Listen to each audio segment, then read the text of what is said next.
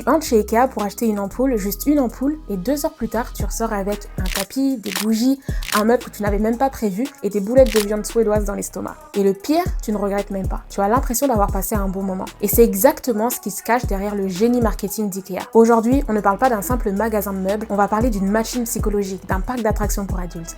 Et on va parler de l'une des plus grandes prouesses marketing du monde. Car ce n'est pas juste un magasin de meubles, Ikea c'est une expérience. Alors comment une marque de meubles est devenue l'une des entreprises les plus puissantes au monde? Car elle utilise exactement les mêmes techniques psychologiques que les casinos pour te faire rester plus longtemps et dépenser plus. Pour comprendre le phénomène, quoi de mieux que de le vivre? Je me suis rendue directement chez Ikea. Bienvenue dans l'analyse complète d'une machine marketing absolument brillante.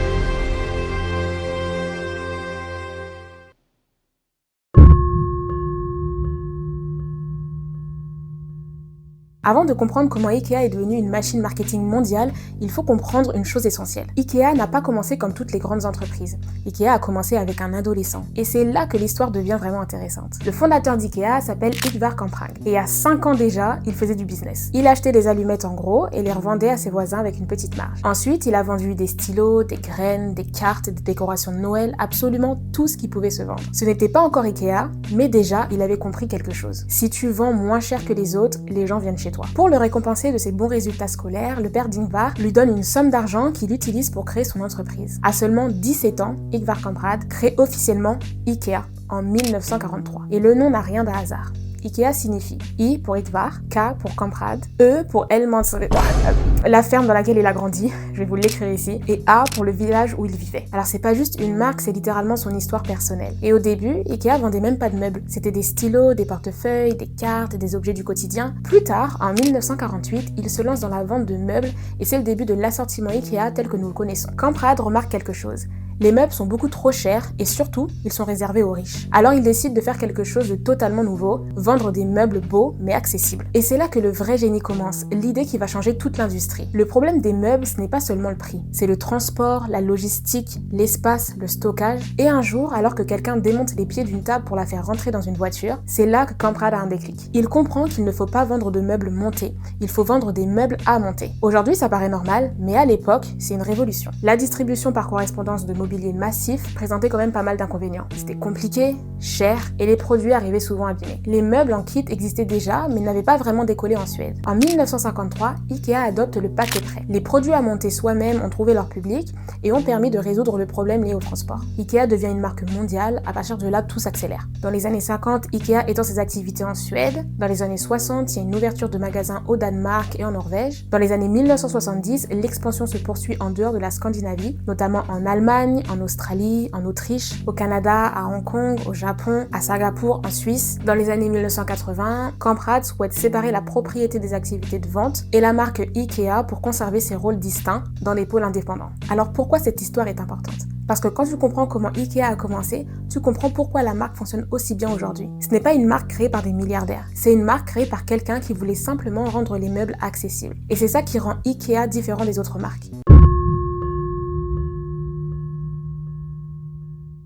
Quand tu penses à un magasin de meubles, tu penses à quoi? Un endroit où tu entres, où tu achètes un canapé, où tu pars. Mais Ikea ne fonctionne pas comme ça. Ikea, c'est une activité. On ne dit pas « je vais acheter une table », on dit « on va chez Ikea ». Comme si c'était une sortie. Et c'est exactement comme aller au cinéma, aller dans un centre commercial ou dans un parc d'attractions. Et ça change absolument tout dans la tête du consommateur. Parce que dans le cerveau humain, il y a une énorme différence entre un achat rationnel et vivre une expérience émotionnelle. Quand tu vas dans un magasin classique, ton cerveau est en mode logique. Je prends ce dont j'ai besoin, je paie, je pars. Chez Ikea, ton cerveau est en mode découverte. Tu marches, tu explores, tu touches, tu imagines.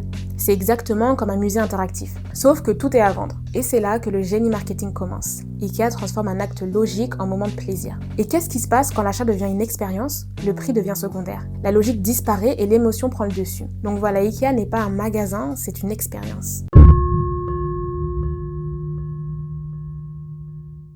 Maintenant, parlons du vrai sujet, le parallèle avec les casinos. Parce que ce n'est pas une théorie, c'est une stratégie. Pourquoi Ikea ressemble à un casino? Dans un casino, tout est pensé autour d'un seul objectif, te faire rester le plus longtemps possible. Et Ikea fonctionne exactement de la même manière. Regarde les points communs, il n'y a pas de fenêtre. Dans les casinos, il n'y a pas de notion de temps. Quand tu es dans un Ikea, tu ne vois pas l'extérieur. Tu ne sais pas s'il fait jour, s'il fait nuit. Ton cerveau perd son repère temporel. Tu ne sais jamais si ça fait 20 minutes ou si ça fait 2 heures que tu es à l'intérieur. Le deuxième point, c'est qu'il n'y a pas d'horloge. Dans un environnement normal, le cerveau fait constamment des micro-décisions. Ça fait combien de temps que je suis là? Est-ce que je dois partir? Est-ce que je dois me dépêcher? Dans un casino et chez Ikea, ces décisions disparaissent. Ton cerveau ne peut plus prendre de décisions rationnelles. Tu n'es plus en mode « je viens acheter quelque chose », tu es en mode « je regarde ce qu'il y a ». Et c'est exactement là que l'achat impulsif commence. Tu n'es plus dans une logique d'achat, tu es dans une logique de promenade. Le troisième point, c'est le parcours imposé, le labyrinthe. Là, on arrive au point le plus puissant. Chez Ikea, tu ne choisis pas ton chemin. Le magasin choisit ton chemin. Ton parcours est contrôlé. C'est comme un labyrinthe psychologique. Tu es obligé de passer devant les salons, les cuisines, les chambres, les salles de bain, les accessoires, la déco, les lumières, les tapis, les cadres, les rangements, les plantes, les objets inutiles mais irrésistibles. Même si tu voulais juste une ampoule, c'est littéralement un labyrinthe marketing.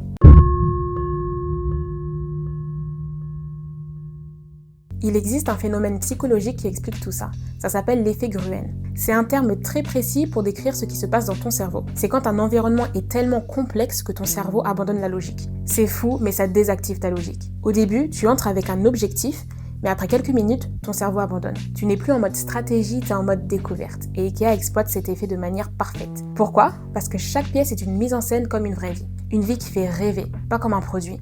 C'est pas une étagère, c'est un salon chaleureux. Ce n'est pas une table, c'est un dîner entre amis. C'est pas un lit, c'est une nuit confortable.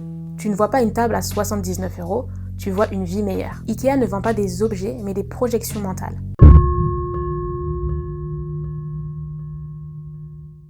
Ah, c'est là qu'on arrive à quelque chose de fascinant. Ikea fonctionne presque comme Disney. Disney vend le rêve, Ikea vend le rêve de la vie d'adulte. Ikea ne vend pas forcément à des gens qui ont une maison.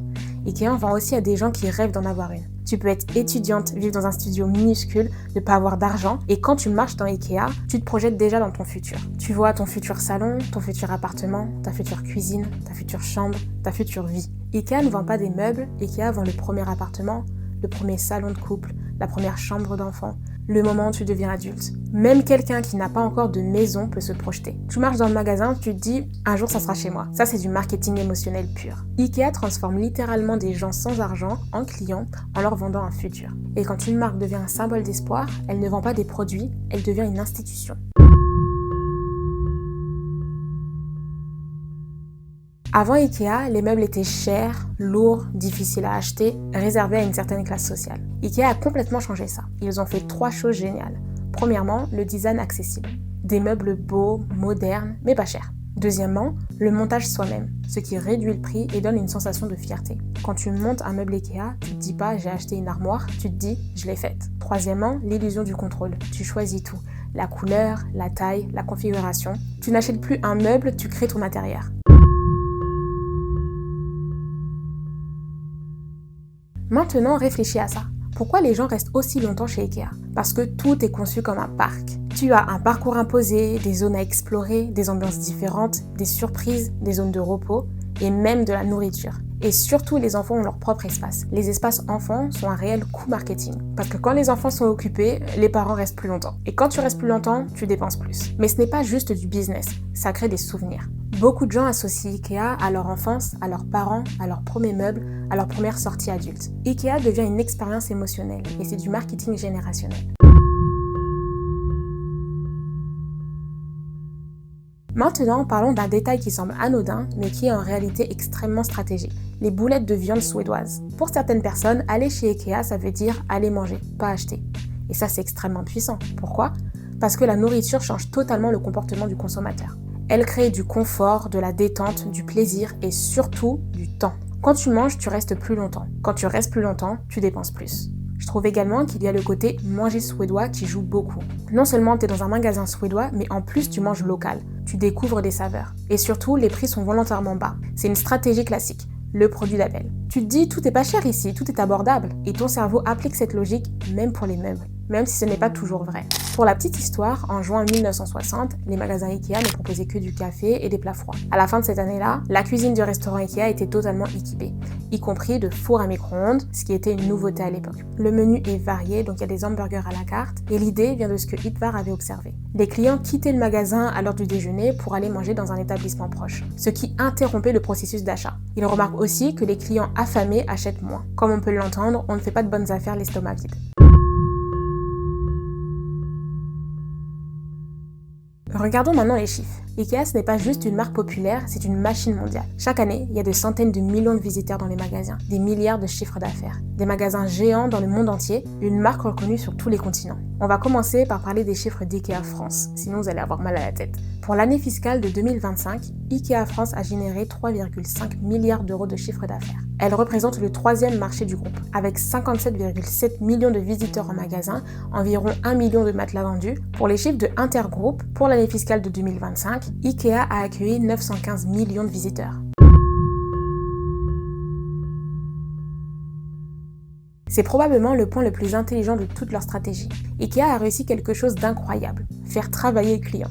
Quand tu es client, tu fais le transport, le montage, le choix, le rangement, parfois même la réparation. Et pourtant, tu es heureux, tu es heureuse de le faire. Pourquoi ? Parce que ton cerveau transforme l'effort en valeur. Plus tu passes ton temps à monter un meuble, plus tu y tiens.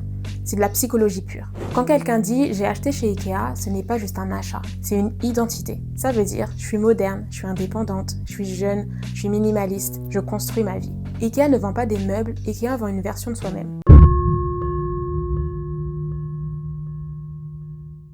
Donc si on résume, IKEA a réussi à utiliser l'architecture des casinos, à exploiter l'effet Gruen, à transformer un magasin en une expérience, à transformer l'ameublement en activité, à rendre les meubles accessibles, à vendre des émotions plutôt que des produits, à créer des souvenirs et surtout à vendre un futur. IKEA n'est pas une marque de meubles, IKEA vend le futur, le confort, la réussite et le sentiment d'être enfin chez soi. Et ça vaut bien plus que des tables et des chaises. Maintenant que tu connais tous ces secrets, la prochaine fois que tu entreras dans un IKEA, tu ne verras plus un simple magasin. Tu verras une machine marketing presque parfaite.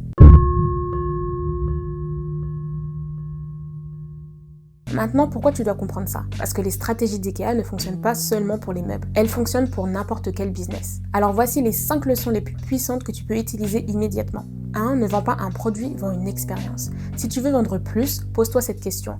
Quelle émotion mon produit fait ressortir ? 2. Plus ton client reste longtemps, plus il achète. C'est vrai pour un site web, pour un magasin, pour une chaîne YouTube, pour un business en ligne. Ton objectif ne doit pas être seulement de vendre. Ton objectif doit être de faire rester. 3. L'émotion bat toujours la logique. Les gens n'achètent pas avec leur cerveau, ils achètent avec leurs émotions. Puis ils justifient avec la logique. Et IKEA, ça l'a compris très tôt. En 4. Fais rêver ton client avant même qu'il ait besoin de toi. Si tu veux réussir, vends une version du futur. 5. Et dernier point, le vrai secret, transforme ton produit en symbole. Si ton produit devient un symbole, tu ne vends pas un objet, tu vends une histoire. C'est tout pour cette analyse, j'espère qu'elle t'a plu. Avant de partir, abonne-toi pour plus de vidéos, c'est gratuit. Et si t'es jusqu'ici, c'est que t'as encore la force d'appuyer sur le bouton s'abonner. Aussi, laisse-moi savoir si cette vidéo t'a plu en la likant. Si c'est le cas, ça me fera vraiment plaisir. En tout cas, j'ai kiffé tourner cette vidéo, c'était super intéressant. D'ailleurs, dans le même style, tu trouveras sur ma chaîne l'analyse de McDonald's, qui n'est pas un fast-food, mais un empire immobilier. Je t'invite à aller la regarder. Et si tu as des questions, tu trouveras sûrement les réponses en description, mais sinon, n'hésite pas à m'écrire un commentaire. Et surtout, à me dire ce que tu en as pensé de cette analyse. Je te dis à bientôt. Bisous. Mouah.